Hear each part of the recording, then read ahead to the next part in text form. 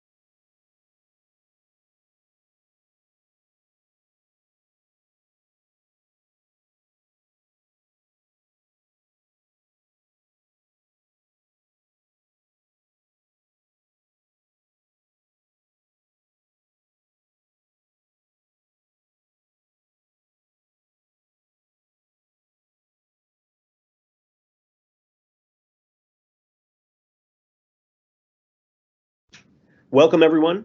Thanks for joining us and thanks for being part of our community. We have a great topic to cover today, but first, a few reminders. Please feel free to ask questions at any time by typing them in the IM window. Be aware that any questions you post will be publicly visible. However, if you prefer, you can post your question anonymously by checking the box right below where you enter it. We've had a large number of people register for this webinar, and we're thrilled to see such interest, but it means it may be impossible for us to respond to every single question in real time. We will do our best to get as many as we can, and we have several dedicated people standing by just to answer questions, but I want to provide an additional mechanism to ensure everyone's questions get answered. If you'll visit aka.ms/Azure ATP community, and all these links I'm referencing here I pasted in the IM window, you'll be able to ask a question on our Azure ATP forum. If you're listening to this after the fact as a recording, that's also a great place for you to ask a question. Please note that this webinar is being recorded and will be shared publicly. We will post the recordings on our community at aka.ms/AATP recordings. While you're there, please join our community by visiting aka.ms/security community. That's the best way to ensure you don't miss any future webinars or major announcements. On our community, you can speak directly to our engineering teams that create our security products. You'll be able to influence our product designs and get early access to changes by doing things like participating in private previews, requesting features, giving feedback, reviewing our product roadmaps, attending in-person events, and joining webinars like this. We believe that the best way to improve our products is by removing any barriers between you and the people that create them. So we hope you'll join us. We have a fascinating topic for you today. We'll be talking about Azure Advanced Threat Protection. Specifically, we'll be focusing on the new unified SecOps experience for identities and how this simplifies identity protection by bringing together Azure ATP, Microsoft Cloud App Security, and Azure AD Identity Protection into a single console. I'd like you to introduce you to our presenter, Yossi Basha. He's a senior member of our Azure ATP engineering team, so he has deep expertise in this topic. Without further ado, I'll turn it over to him. Yossi? Thank you, Ryan, and thank all of you for joining and taking the time and the interest in learning a bit more about the product. So we're going to talk today about a new experience that we're very thrilled to introduce. It's the Identity Threat Investigation experience. And you'll notice that throughout the presentation, I'm going to talk about two things. One is the new experience which combine all of those, and two is the new concept that we have of investigation priority. As we go through the session, I'll try to explain as much as I can and demo what those mean and how will this improve your investigation experience. So if we're looking at the challenges of securing your environment, we'll start with the why did we do what we did. We're seeing that actors are becoming much more sophisticated. They're becoming creative, and they're using new methods that we may not know and may not notice. We can see that the digital estate is growing, which means that we have much more to protect. And we realize that there are many security products, there is a lot of intelligence to cross-correlate and to understand, which for a threat hunter or a SecOps analyst trying to understand the security at a specific organization and the impact of a specific activity, event, alert, and investigate, this takes a lot of time, a lot of effort, and involves a lot of context switching. If we look at an example of a headline, we can see that, for example, this is an attacker trying to steal sensitive data. It's astounding that attackers remain undetected for a really long time. In this example, we can see that the attacker remained undetected for 200 days. There have been multiple attempts to evict the adversary, but still they remained and they kept having access to an environment for a really long time. They started by compromising a privileged user. This company didn't have MFA enabled. Then from there, they moved into the VPN, and using legitimate tools, they started exfiltrating data. I'd like to showcase one example of how a hybrid attack timeline looks like. It starts with an attacker, just like in the example before. An attacker compromises a privileged user with a non-MFA enabled account. We can see, we've heard a lot of examples of administrators not wanting to use our MFA or not educated enough to start doing so. So this is the starting point. From that compromised credential, the attacker performed mailbox searches. They now have the credentials, they can access the digital estate. They started to roam around Office 365. From having access to Office 365, they started to exfiltrate data. They created rules in SharePoint. They created rules in the email, in the mailbox to automate data exfiltration. From that point, exfiltration already started, and there's an impact on the company. But it doesn't really start there. We see that a lot of organizations are using hybrid methods. They have their on-premises environment and the cloud environments, and they're ever connected. And we can see that this adversary leverage this connection between the cloud and on-prem. Having access to the mailbox, a lot of companies share over email how do you access a VPN in my organization? What are the instructions? And because they had the instructions, they had the credentials, just by having access initially to the credentials, they were able to get into the on-premises environment using a VPN connection. So once they were in the on-premises environment, they started to move laterally. They moved laterally inside the organization. They exposed more and more resources, and by having that compromised, that one compromised account, they exposed a lot of the company just by having that connection between the cloud and the on-premises environment. So what we learn here is that it's very important and it's very hard to segregate, especially in security, between the cloud environment and the on-premises environment. The ability to see things and to correlate between cloud and on-prem is very important when you're looking at an adversary. This is why we want to maximize the detection during the attack stages. In this slide, you see attack stages as they come.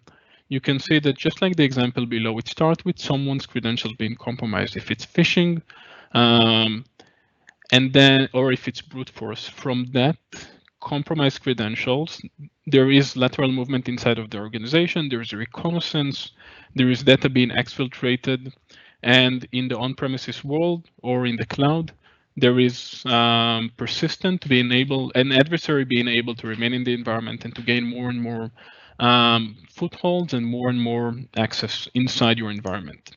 And if we're looking at the free products that Ryan mentioned that we're bringing together, and we'll talk about during this session, you can see how Azure AD Identity Protection protects the identity and provides conditional access to make sure that the Microsoft Azure environment is fully secure. We have Azure ATP, which provides identity protection in the on-premises world in Active Directory. And we have Cloud App Security, which extend the protection both to Office 365 and has its own detections, and to third-party cloud application. By taking all of those products, what we've done is we're introducing this new experience, the Unified Identity Investigation experience, both for on-premises and cloud activities. And the reason that we chose those three products is because the focus here is about identity, both in Azure ATP, Cloud App Security, and Azure AD Identity Protection. So here's what we're getting. One SecOps experience to investigate the identities. We give you one place to look at all of the activities to hunt as a threat hunter or to see all of the alerts as a tier 1, tier 2 SecOps analyst.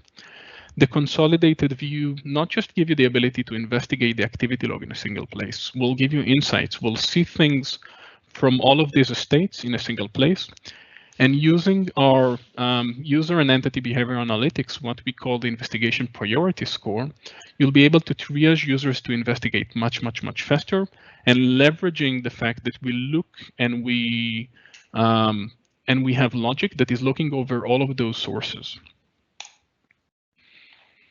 And this is exactly how, just like I said, we want to emphasize that you're looking at those three places and they're all looking at the estate and they're all looking at what you have to offer. Cloud App Security, and this is important, is also doing the session monitoring. So this gives us the ability to look at the logins, look at the activity, look at a session context, and provide full coverage in your environment. If we're looking at the detections that we're bringing together, we took the time and we illustrated all of the things that we're going to see and all of the things that we're going to detect on. We'll start with the cloud sources. Both Microsoft Cloud App Security and Azure AD Identity Protection provides detection and security for the cloud estate.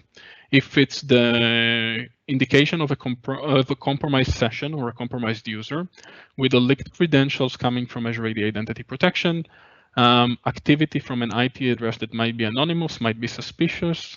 If it's threat delivery and persistent, understanding malware, understanding malicious OAuth applications. If the malicious end user accounts, someone has been compromised and they're being used. If it's exfiltration, if it's reconnaissance inside of the organization on the cloud estate, and if it's a malicious use of a privileged user, someone that's already has access to a privileged user, and they're starting to move inside of the organization and expose more resources just by having a privileged user. And if we're looking in the on-premises environment, this is what Azure ATP brings into life. First, we'll start with reconnaissance. We're looking at this from an attack stage. If we start by reconnaissance, we want to make sure that even before someone is being malicious in your environment, even if someone got access and they're now performing reconnaissance, we want to make sure that we'll let you know about it. So we have a lot of enumerations and a lot of reconnaissance detections. Then we move on to an indications of a compromised credential.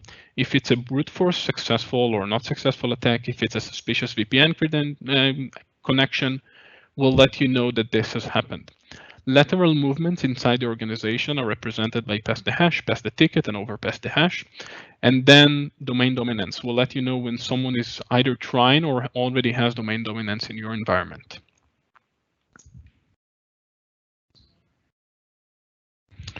So we're introducing this new unified hunting experience, and the focus is identities. And we wanted to make sure that we show you and illustrate how this looks for you and how you can leverage that.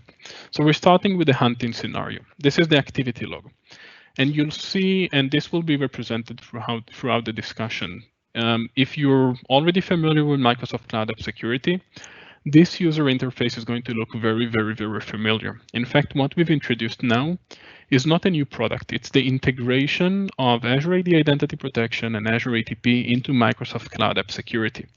And the result is, as an Azure ATP customer and or as an MCAS customer, one of both, you can go into cloudappsecurity.com and you can investigate all of the activities. If you have one or more sources, you will see it all here.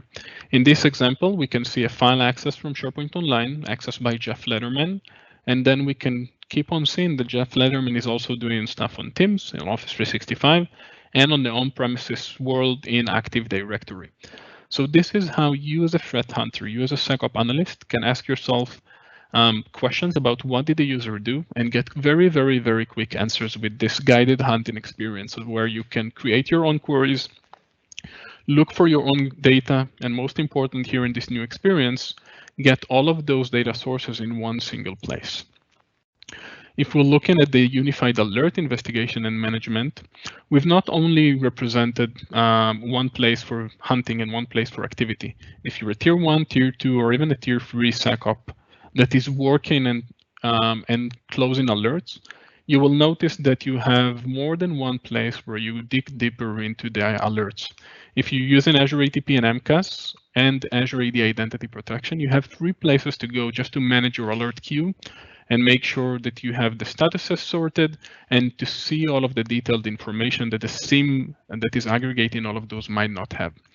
So we represented all of those in a single place, and we've done a lot of work. I'll show you guys over the demo how it's not just one alert queue that gives you a name and a very rough description. What we've done is a deep integration between the products that takes all of the information that we know about a specific alert and presents it here. So starting today with this public preview, you as a SecOps analyst that is using Azure ATP and MCAS and Azure AD Identity Protection can go into a single place and get all of that information about all of those alerts. And it's not just a high-level information aggregated queue, it's all of the information that we can present about a specific alert. So in this example, we can see the suspicious VPN connection coming from on-premises via Azure ATP. We can see the suspicious inbox forwarding detection coming from Cloud App Security. And we can see a leaked credential alert coming from Azure AD Identity Protection. This also provides us the ability to provide investigation priority, which is how we let you know and how we triage for you who are the users to investigate. We use user behavior analytics across Microsoft 365 data sources. If it's identity data sources with Azure Active Directory and Azure ATP, both cloud and on-premises.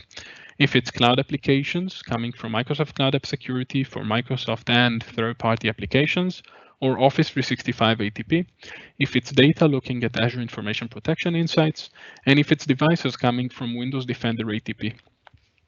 We leverage the fact that we as Microsoft have a lot of security solutions that are fitting into this one system.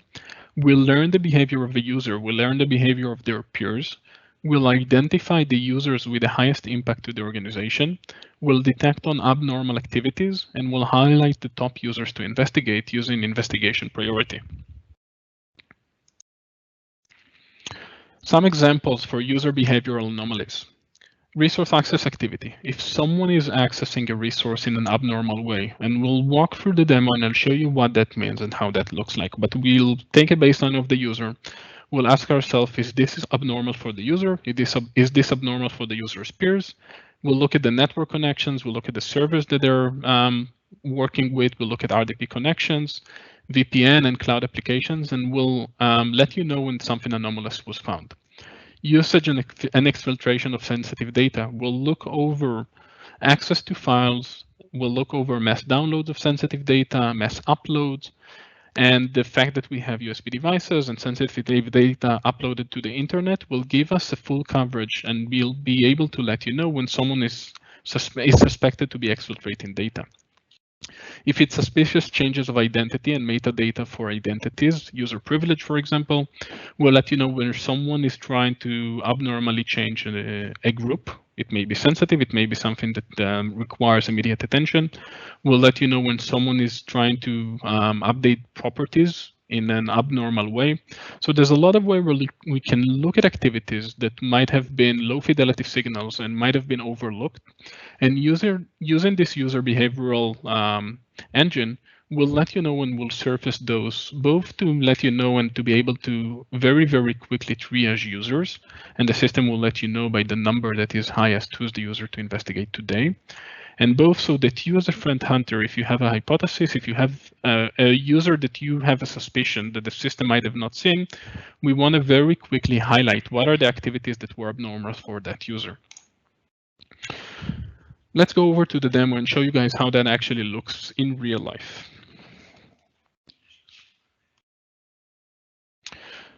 So I did mention this is all hosted by Cloud App Security. If we're looking at Microsoft Cloud App Security, we're looking at it as a platform. Microsoft Cloud App Security already knows how to aggregate data.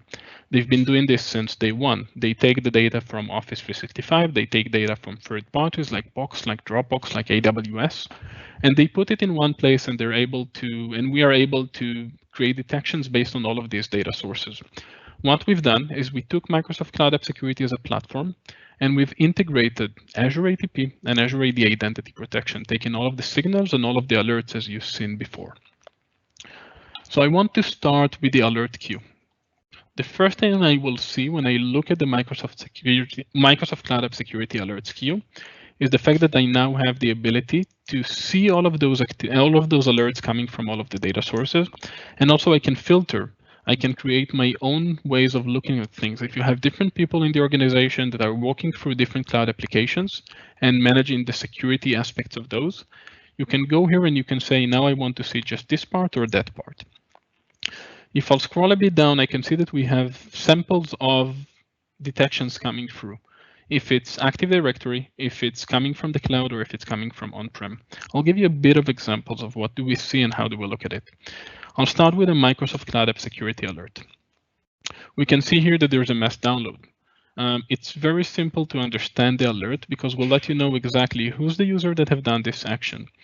What did they download? How many did they download? And we'll even give you insights about the files that were downloaded.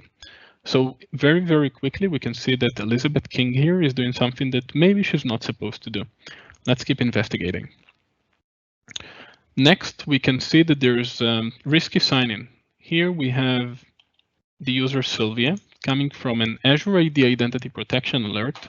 We can see that there's a risky sign-in with unfamiliar properties. We can see that the user Sylvia is performing something that may be a bit abnormal. And if we're looking at an alert coming from Active Directory, we can see this suspicious modification of sensitive group. We can see that Elizabeth King modified a sensitive group. And it was abnormal because the system found it was abnormal in the important information. And if you're an Azure ATP customer, you'll notice that as we standardize the Azure ATP alerts into this new investigation experience, we took the Azure ATP evidence and we made this important information here. So you can see the important information. This will be the indication of why this alert is a true positive or indications of this alert being a false positive, so should there have a reason. We can see that the group modification was monitored since a specific date. We can see that the group help desk is sensitive because it's nested in a sensitive group. We can see that 2 days before the modification, this user was accessing a specific server, which was a honey token in Azure ATP. And we can see the domain controller in which this modification took place. We can see the two users, Elizabeth King, added Claude here to a sensitive group. So we see an indication for Elizabeth King, and we want to look further across Elizabeth King to try and understand what did she do and what is Elizabeth King and who is Elizabeth King. So let's click on Elizabeth King as an entity. And what we are introducing here is our new user page provided by Cloud App Security and enhancing this new identity threat investigation experience. In this user page, we took everything that we know about this identity and we represent it in one single place. When we look at the user page, what we're trying to do is answer very, very, very important questions. Those three that I'm going to talk about now. First, as an analyst or as a threat hunter, I'm going to ask myself, who is this user? In this example, we started to investigate this user from an alert being surfaced about the user or more than one alert. In other cases, we'll go with the investigation priority, and I will show you in a bit how we prioritize and how we'll let you have visibility over who's the highest user that you need to investigate. Or I can have a reason coming from an external system, and I may have a suspicion about this user. So the user page provides first, who is this user? And we can see that we're looking at Elizabeth King here. She's a software engineer and she's in the R&D department. This user is sensitive because either they were manually tagged or they were sensitive because they belong to a sensitive group. The current investigation priority is 198. We'll talk about what that means in a second. We can see how many open alerts does this user has. In this case, Elizabeth has 8 open alerts. One is with high severity, 5 medium, and 2 low. We can see the identity risk level. The identity risk level comes from Azure AD Identity Protection. It gives us insights, and Azure AD, using machine learning, provides the ability to, by low, medium, high, or no risk, give you an indication of what is the probability or what is the level of this user being compromised. We can see the last scene, which represents the last activity that we saw coming into the system from this specific user. We can see lateral movement path. If we're looking at lateral movement path is an experience providing the ability to understand who may compromise a sensitive account. Lateral movement path, in this example, we can see that there are 2 paths available. Jeff Lederman can expose Elizabeth King in 2 steps from 2 different directions. Let's go to the lateral movement path tab and actually see what those are. So first we have the dates. For each date, there may be a different path available, and we'll give you the ability to look at a specific date and understand what is the path available for that date. We can see that the path initiator is Jeff. Jeff has 2 ways that they can expose Elizabeth. Let's go to the second one. We can see that Jeff, using Finance SRV 53, and we can see this exclamation point indicating that this device has 3 open alerts, which means this device may be under attack, can expose Elizabeth King. The way that we see this and the way that we provide lateral movement path is by looking at the devices that users have logged into. If a user has logged into, they may be exposed to identity theft. Someone can use a malicious tool and gather the credentials from a device that the user logged into and use those to replicate and use those to authenticate to different devices. So this lateral movement path provides you with the ability and provide you with the insights to understand how a specific user may be exposed and what should they do in order to remediate the action. In this case, go to Finance SRV and make sure that you remediate that server. User exposure, what that means, we took statistics and insights that we have about this user coming from all of those sources.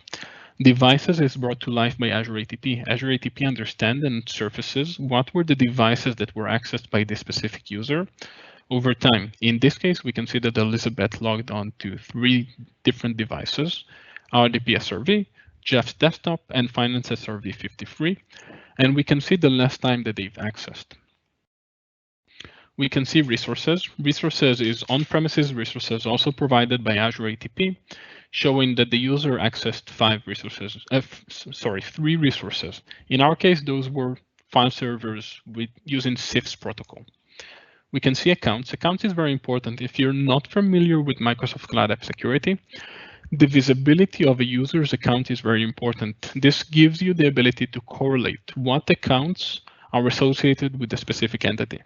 In this case, we correlate the Active Directory account and the Office 365, and MCAS has the ability to understand that this is one specific user.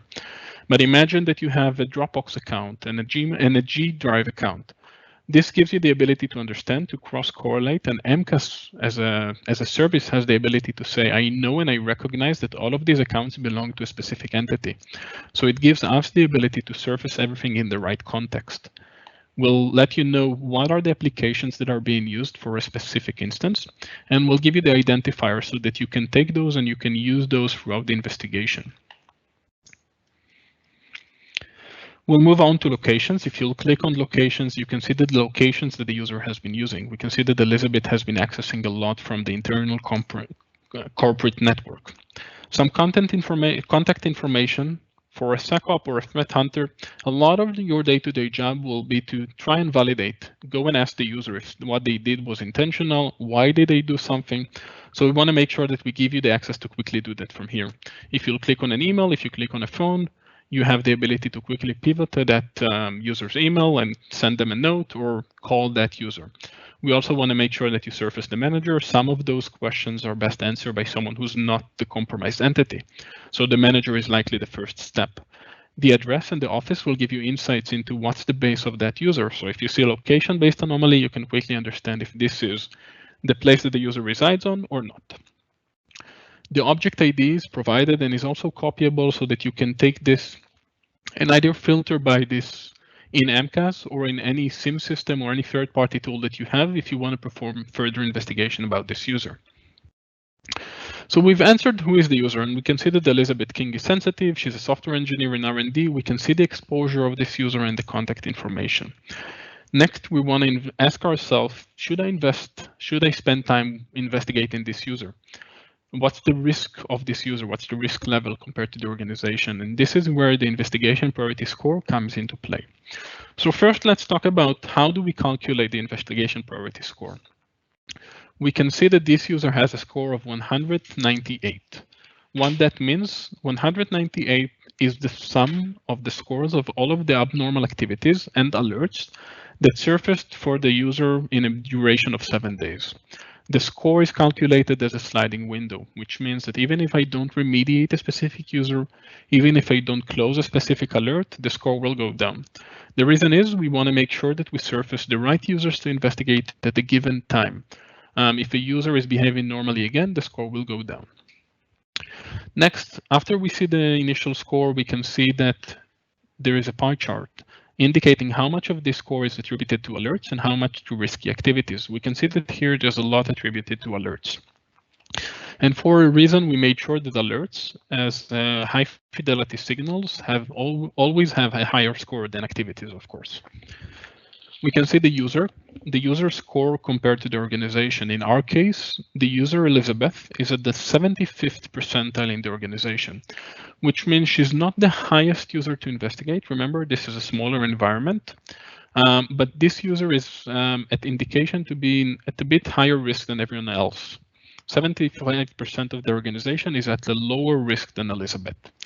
Next, we'll give you the user score as a trend over 2 weeks. You'll notice that there's a gap here between 1 week and the other. That's because we want to emphasize that the investigation priority is the aggregated score of 7 days. So we can see, and this is important, and we've got that asked a lot. A lot of threat hunters, a lot of analysts will ask themselves, when did the abnormality start? When did the user start to be malicious? If you have a reason for suspicion, for example, an HR complaint has been railed, someone blew a whistle, the user was given notice that they were going to be terminated, you want to understand when did the abnormality start. So we give you that indication.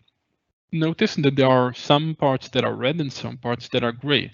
The score of a specific user is marked as red, and the specific day in the timeline is marked as red when the user was or is at the 90th percentile of the organization, when they're being flagged as they are actively risky. So we can see that there has been 1 day in which the score went up, and then it remained static. So there was 1 day that was a bit abnormal for this user, or a lot abnormal for this user. So we've asked ourselves, who is this user? We've asked ourselves, is this user risky? Should I investigate the time and efforts going in and investigate this specific user? So we can see here, after we've done that, we understand that this user is risky, and we want to drill down and understand the user's risk better. And that's where we go down to the timeline here. As I said, investigation priority is the sum of the score of the activities over 7 days. The timeline here will show us 7 days of normality, of reason for suspicion for this user. You'll notice that there are more alerts open than there are alerts that you see in the timeline. That's because some of those alerts may have been open more than 7 days ago. So we'll start by looking at the activity from a Tor IP address. We understand that the abnormality started from external. Some IP address was risky, which may be an indication of this user being compromised. We can go into a specific score and click on the score, and we can see the investigation priority evidence, or in other words, why did this specific line in the timeline, this alert in this case, got a specific score. So we can see that in the time of this alert, in the 7 days, this alert was not really triggered a lot in your organization. We can go in and we can start and look at other activities. We can see that there is a logon from a risky IP address.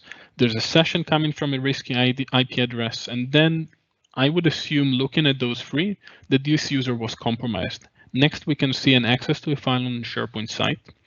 And we can see that the system flagged this specific activity. If we look at the evidence, we'll ask ourselves why. We can see that this is the first time the user is accessing this SharePoint Online site. We can see that not a lot more users, 2 active users, are accessing this site, and we'll provide more indications, such as how much is this ISP being used across the company? How much is this country being used across the company? All of those are represented so that you can make a more educated decision. The system will flag what they found as abnormal, and then you as an analyst have better information, better insights to look at a specific abnormal activity and make a much more educated decision. We can see the mass download, and every activity and every alert, if they are scored, they can be drilled down even deeper. We can click on this mass download, and just as we went into a specific alert from the alert queue of Microsoft Cloud App Security, we can see here that a mass download takes us to the alert page. We can investigate that alert, we can take an action, we can dismiss or resolve this alert. In our case, let's resolve this alert. Going back to this page, we can see back to the timeline. Then we understand that the user did a suspicious modification of a sensitive group. This is an indication of they're trying to be persistent. They're trying to gain more access, move laterally, and create higher privilege for the users that they may expose. After they've done that, we can see that there are activities in the on-premises domain in Active Directory. We can see a logon to Jeff's desktop device. If I'll click on the +5, just like before, we can see that this was abnormal because we've not seen Elizabeth access this device before. So we have a logon, we have 3 different resource accesses, all surfacing the device that they came from, the resource, in our case, looking here, it's Finance SRV, and it's done over a SIPS service principal name. So we can see that after they've exposed files on the cloud domain, they started to access file shares inside of the on-premises environment.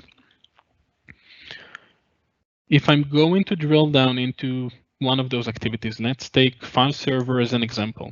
I click on the activity and I'm being pivoted into the activity queue, the place where you can perform deeper hunting, the place where you can look into more activities and understand a bigger picture than a specific user.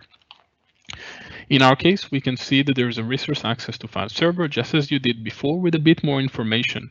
If you're familiar with MCAS, we kept a lot of the experiences that were already there. The use of Microsoft Cloud App Security provided a lot of quick wins for us as Microsoft to leverage one thing that was working really well and has a good investigation experience and a threat hunting experience. We can see the indication of a specific activity being suspicious so that you can look and understand throughout the timeline. Same indication of the investigation priority. If I'll click on it, it will give me the same experience as it did from the user page. I can gain more insights about this user if I look here, very similar to the user page. So if you're investigating an activity, you don't have to pivot to a lot of places. And the same for the IP address that was being used. We'll let you know how much it was being used and what other indications do we have on this specific IP address. In our case, we have activity objects. This is all of the things that Azure ATP knows about this specific activity as objects that were a part of it. We can see that the protocol used was Kerberos. We can see that the device it was done from was just desktop. It was authenticated through Contoso domain controller, and the target object was file server. We can add these entities, these objects, into the filter. In our case, let's add file server to the filter. And we can quickly see the file accesses or the resource accesses coming into file server. I can remove the user and I can remove the activity ID. And then what I remained with is the resource access of everyone who's accessed Finance SRV 53. So this gives us a very, very good experience of pivoting and understanding the scenario in the organization. I may ask myself, show me just the investigation priority related activities. So I can filter by investigation priority. I'll do is set in this example. You can also sort or filter by number. And I remained with the activities that were similar to the search that I wanted to do. Show me everyone that accessed file server in our example, and any activity that raised an abnormality in the system. So not only you can look at things in the user context, in the activity log, you can look at things in the tenant context, in the organizational context.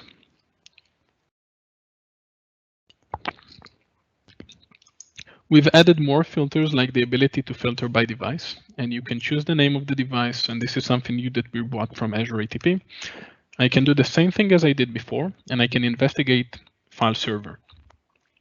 In our case, what we have here is an example of something being used abnormally.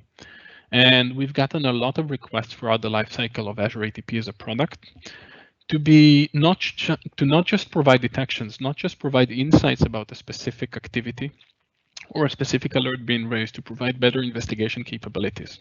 So we've added this capability to help Azure ATP customers investigate better throughout the activities, throughout the alerts. But we've also had a lot of ask of, I want to create my own detections.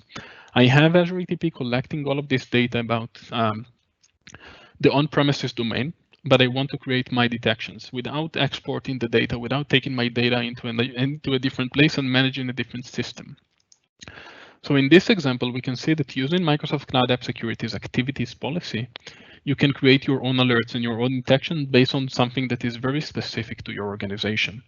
A lot of examples that we've had were, in my organization, I have domain controllers that are supposed to be accessed only from a jump box. So you can quickly set up a rule saying, if the activity object is this, and this is in our case our device, accessed by device, and give it a name, you can create your own detection and say if this is a single activity. About repeated activities, you can create your own indication of when is something okay, if it's happened once or if it's more than once. This gives you the ability to create detections and alert based on things that are specific to your organization. Not only that we've added the capabilities to create alerts based on activities, you as an Azure ATP customer today have the ability to either create your own email logic rules and get better insights when an alert is triggered. And also very soon you'll have the ability to send alerts to Flow, so you can create your own Flow scenarios based on Azure ATP alerts. All of this in-house without taking and porting the data into a different system. This is very exciting for us and for our customers.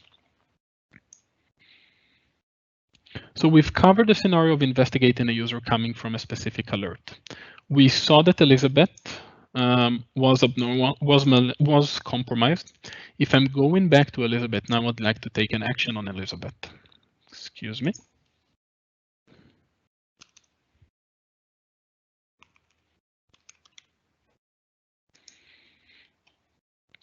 So in the take action part, we have user actions coming from Cloud App Security and things that you can do using Office 365 APIs or external third-party applications.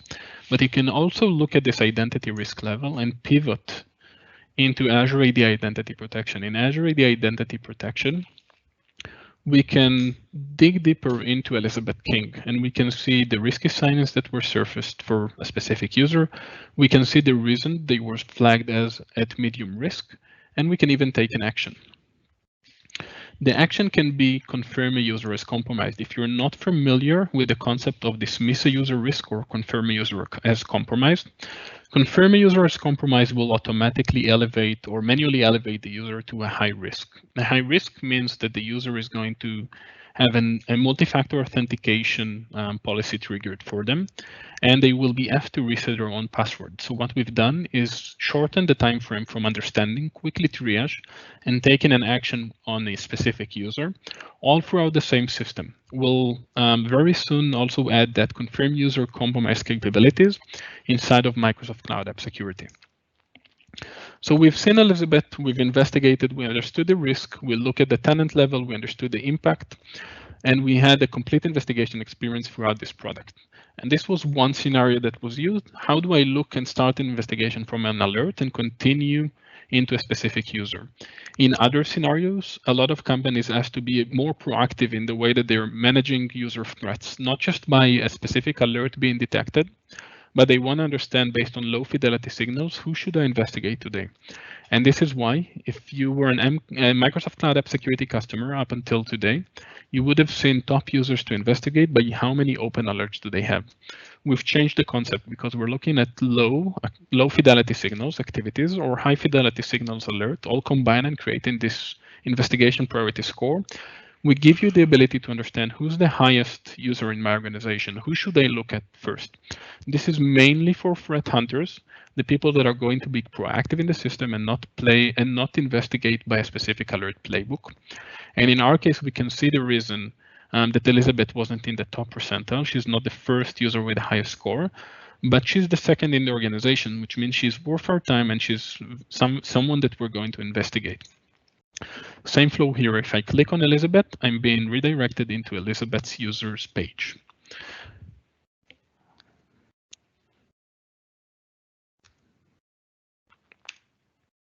So what's the call to action? We've seen all of the new capabilities that you can leverage. We've understood why it's very important to combine the cloud and on-premises environment.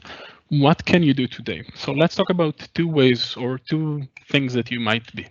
One, if you're an already working Microsoft Cloud App Security customer and you have a license for Azure ATP, go into Azure ATP, go into Portal ATP Azure.com, and start setting up your workspace today. Download the sensor, make sure that you leverage Azure ATP's on-premises detections in order to get better coverage for your environment.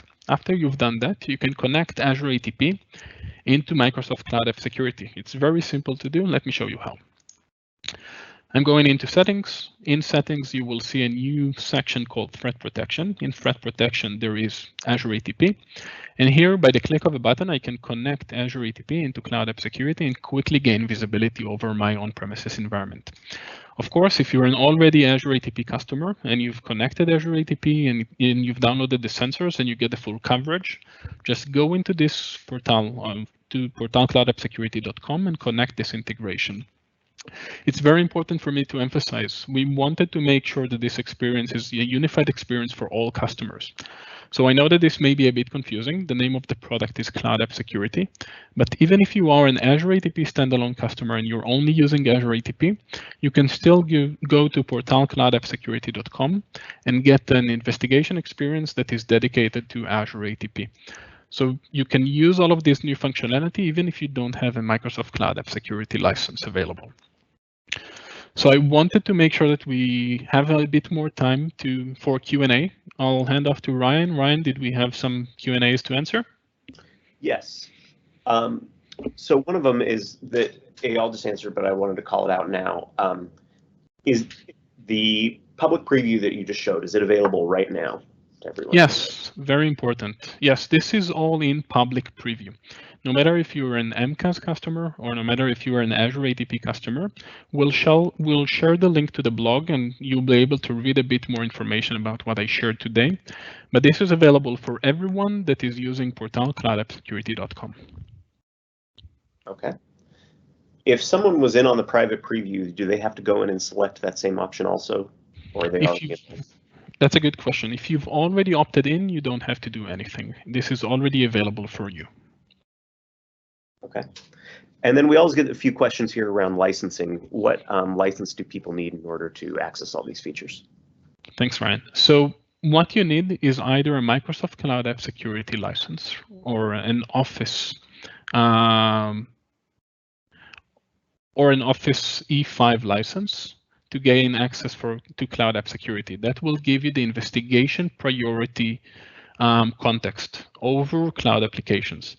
If you're an Azure ATP licensed customer and an MCAS customer, you can gain access with this hybrid environment. If you only have Azure ATP, you can also go into this portal and gain better investigation capabilities for Azure ATP data by connecting those two data sources. So if you have one of Azure ATP or MCAS, you can utilize this new experience. Okay, great. If someone is training up a new SecOps team, would you recommend just from the beginning them training up on this new portal? Yes, definitely. If you were going to use Azure ATP and or MCAS and especially with the combination of Azure AD Identity Protection. If this experience is something that you like, and if this experience is something that you are going to work with, I would definitely recommend training your SecOps teams to working with this environment. And of course, this is a public preview, which means that we're always welcoming feedback and insights into what is it that you liked and didn't like, and what are the investigation capabilities or the insights that you would have liked us to surface better. Okay, great. Do we have any plans to integrate all this with Azure Sentinel?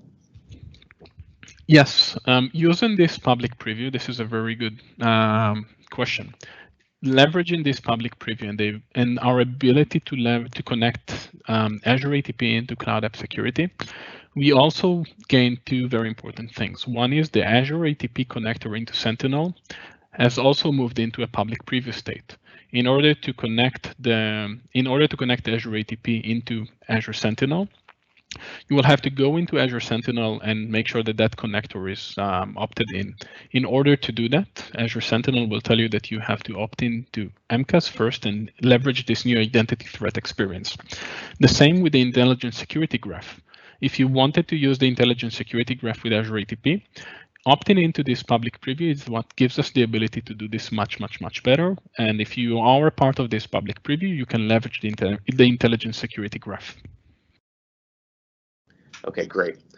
There's a lot of talk in the industry lately about the difference between investigating an alert reactively versus proactive threat hunting. Was this really designed with both in mind? Yes, definitely. And this is why I talked about the two scenarios of a user investigation. One is I started with a very common and the very frequent one is I look at my alert queue. I'm a SecOps tier 1, tier 2 analyst. I work in a queue, I work in a team, and I look at all of the alerts as they come. I can dismiss, I can resolve, I can work reactively with alerts as they were triggered. The importance for us to deliver this new functionality was to make sure that for those people that are working reactively to alerts, they have one place and one place of investigation where they can see all of the activities and all of the alerts and work with them with much less context switching. But we also realize that there's a lot of threat hunters, a lot of companies that want to be proactive. If it's because they have their own specific things in mind that they want to look after, the example that I mentioned about creating your own activity policies, the ability to look into the hybrid domain and understand using investigation priority, who has not just alerts that were surfaced or not only alerts, what are the activities that surfaced that were a bit abnormal for this for a specific entity, or especially if you have an external motive. Take the example of a user being given notice. That user may be under a bit more watch, or that user is going to be under a bit more investigation than any other user. We want to make sure that we give you the capabilities to do much faster and more insightful threat hunting. So both in mind, yes, definitely, both the unified experience and investigation priority and the capabilities to create your own detections. Okay, fantastic. I want to remind people here we're running up near the end of our time, so if you have a question and you want a live answer to it, now is the time to ask that question. So while we're waiting for a couple more of those to come in, I want to give people some reminders of some links here. So people are always asking where they can find the recordings. That is at aka.ms/AATP recordings. If you're listening to this after the fact or somehow we missed your question, the Q&A overflow is on our community at aka.ms/AzureATP community. And you can, that one is specific to Azure ATP, but if you're interested in our general security community, you can find the link to that at aka.ms/security community. And also we have a survey that we would love to hear your feedback on what you liked about this webinar, how we can improve it. We want to make it as great as possible for you. And that's at aka.ms/AATP webinar feedback. Okay, we got an additional question here. Can this be integrated into Splunk? Microsoft Cloud App Security has the ability to integrate with an external SIEM system.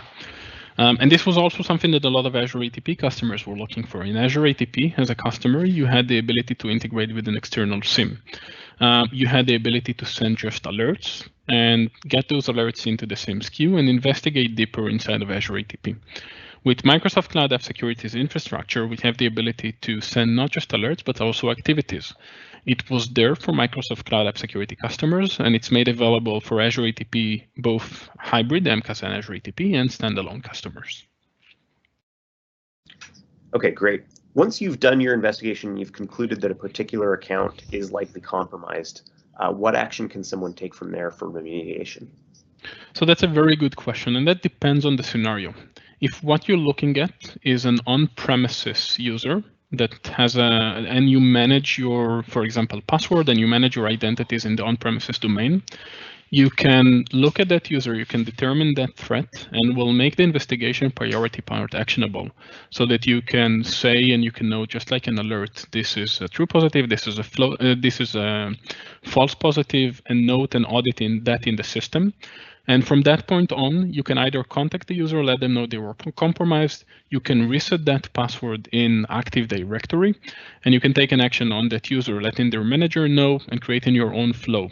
If this is something a bit deeper, we've seen a lot of companies asking and saying that they are integrating into their own systems. That's a great example of using flow, for example.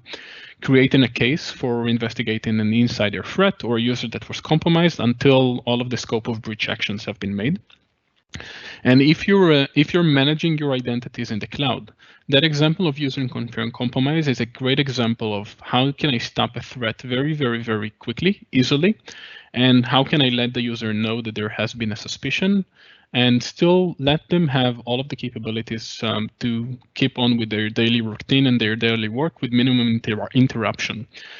Using that confirm compromise button will trigger both MFA for that user, it will add them to an MFA policy, multi-factor authentication, and will provide the ability for you as a company to enable self-service reset password, and for that user to reset their own password and mitigate the risk. Of course, there's a difference between a compromised user and an insider threat.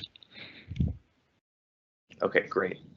Speaking of which, there's a lot of people in the industry talking about kind of different views on trust. People talk about the assumed breach mindset, or having zero trust networks, that sort of thing. Can you talk a little bit about how these tools are designed with that in mind? Yes, definitely. And the ability to look into low fidelity signals gives us a better indication or a better level of certainty to say definitely we always assume breach. You can look at our detections that are not just looking at the ways into a company, the ways to expose the credentials, the malwares, the phishing campaigns.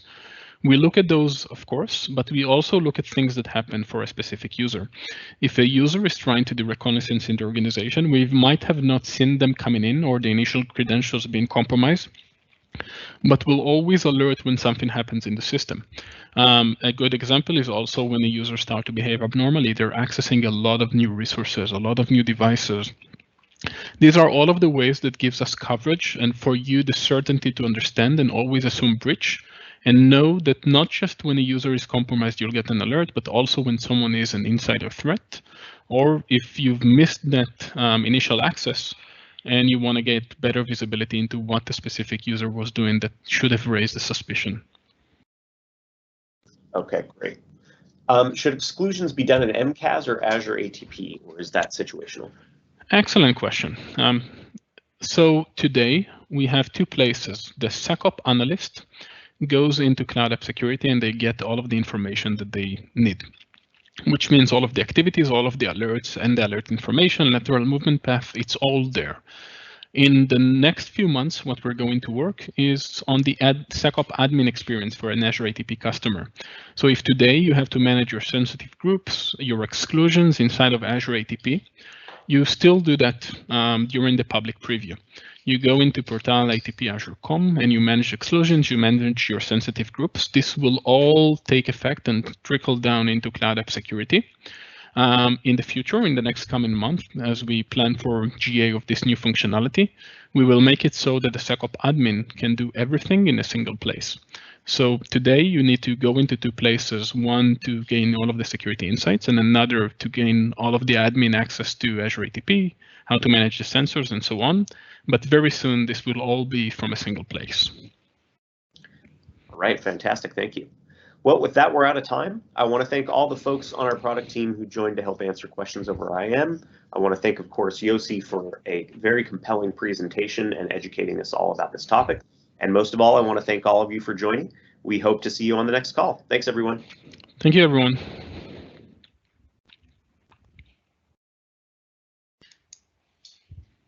Hello, Steph.